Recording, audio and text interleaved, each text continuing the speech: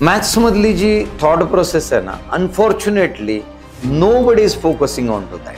मी कोणाला दोष देत नाही, पण बऱ्याच ठिकाणी, बऱ्याच इन्स्टिट्यूटमध्ये, बऱ्याच शिक्षकांच्याकडून थॉट प्रोसेस शिकवली जाते की तो जो प्रॉब्लेम दिलाय त्या प्रॉब्लेम सॉल्व्ह करण्याची ॲबिलिटी डेव्हलप होण्याचं तंत्र, की हा प्रॉब्लेम कसा सोडवता येईल, कशा पद्धतीने मांडता येईल आणि मग कशा पद्धतीने कुठला फॉर्म्युला वापरल्यावर याचं उत्तर मिळेल.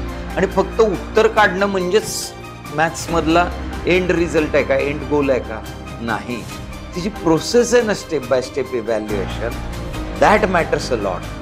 की प्रश्नापासून उत्तरापर्यंत कसं पोचायचं, ह्याचा धागा, ह्याच्या पायऱ्या, हे जे काही आहे हे आहे मॅथमॅटिक्स. आणि हे शिकलं पाहिजे आपण, याच्यावरती फोकस केला पाहिजे. ओके.